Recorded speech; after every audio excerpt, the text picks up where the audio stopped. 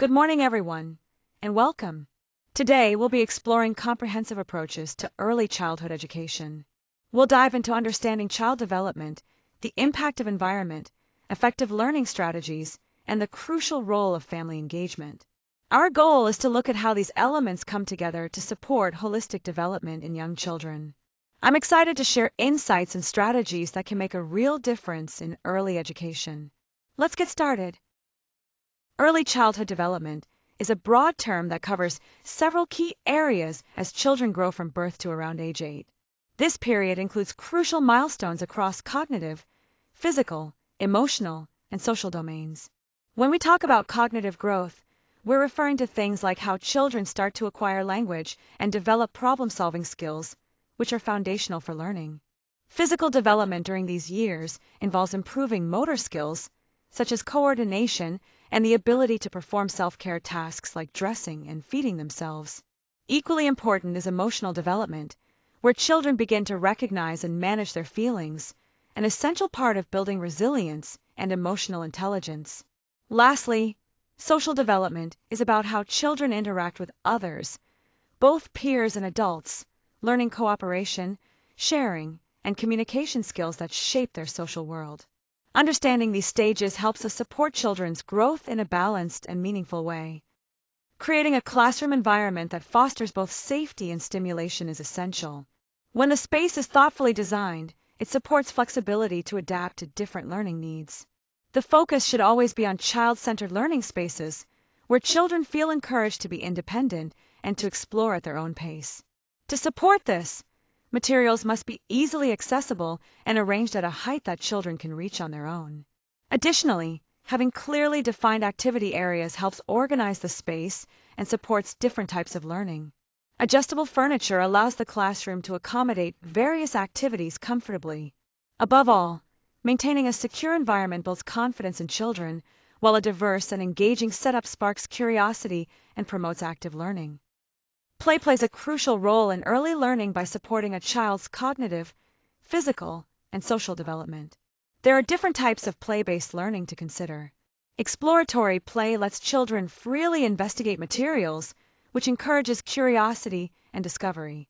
Guided play involves adults stepping in to gently steer learning, helping deepen understanding without taking over. Then, there's free play, where children have the freedom to be creative and interact socially on their own terms. These approaches together offer many benefits. They help children develop problem-solving skills, improve their language abilities, and learn to regulate their emotions, all within natural and engaging environments.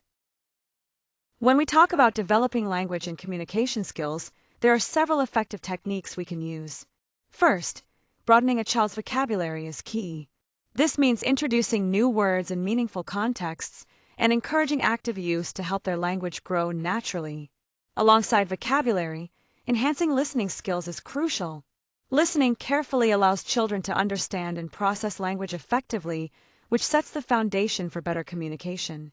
Fostering expressive communication is equally important. We want children to feel comfortable sharing their thoughts and feelings clearly. One fun and powerful way to do this is by using songs and rhymes. These not only make learning enjoyable, but also develop phonological awareness and improve memory, both of which support reading and speaking skills. Interactive conversations play a major role too. By engaging children in dialogue, asking open-ended questions, and truly listening to their responses, we encourage them to practice communication in a supportive environment. This interaction builds their confidence and helps them become more skilled at expressing themselves verbally. Overall, these strategies work together to create a rich language learning experience. When we use storytelling and literacy activities, we really spark children's imagination and help their literacy skills grow. Storytelling introduces them to how stories are structured and expands their vocabulary in a natural, engaging way. Picture books play a big role here too, because the images give visual clues that help kids connect with the story and understand it better. Puppetry and dramatization take this even further by bringing the story to life, encouraging kids to grasp the meaning and express their own creativity. All these activities work together to build early reading skills by familiarizing children with the fundamental parts of stories and how language works. Beyond skills, This approach nurtures a lasting love and appreciation for literature that can stay with them throughout their lives. When we focus on teaching core social skills like self-regulation, empathy, and cooperation, we're giving children the tools they need to interact successfully with others. These skills are foundational for managing emotions and working well in groups. Another key strategy is role modeling positive behavior.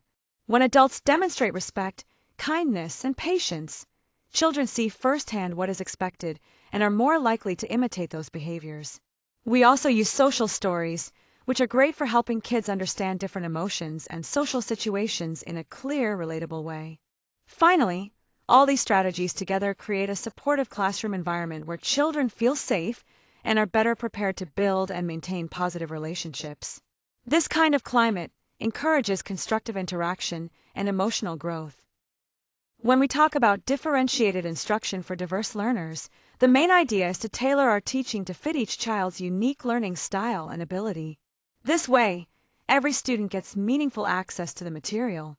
One important strategy is making modifications, like adjusting how complex a task is, giving sensory supports, or allowing different ways for students to interact with the content. Additionally, accommodations play a key role. They help meet specific needs while promoting inclusion and ensuring all students can actively participate in the classroom experience. This approach makes learning more effective and inclusive for everyone. When we talk about assessment and observation techniques, formative assessments play a crucial role in capturing children's progress over time. These are ongoing checks that help us see how kids are developing day by day. Alongside these assessments, anecdotal observations give us valuable, real-time insights into each child's learning journey. Using the information gathered from these formative assessments and observations, teachers can adjust their instruction to better meet the needs of each child. This means providing targeted support where it's needed most, ensuring that every child has the opportunity to succeed. Additionally, the records from these observations are essential for communicating with families.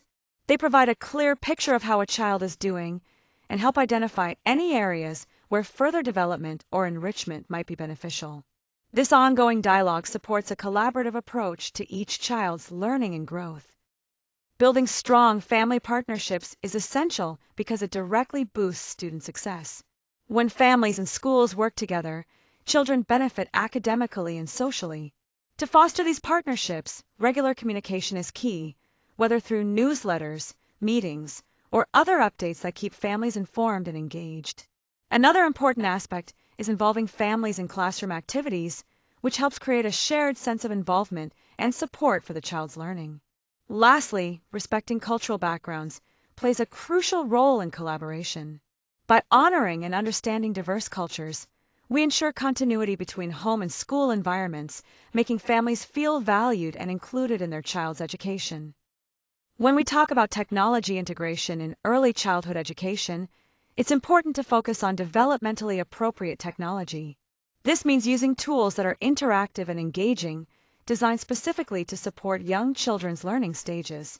Educational apps and digital resources offer great benefits. They can reinforce key concepts, spark creativity, and help build essential digital literacy skills, but only if we use them thoughtfully. At the same time, it's crucial to strike a balance by limiting screen time and ensuring that hands-on activities remain a core part of the learning experience. This balance helps children engage with the world in diverse and meaningful ways.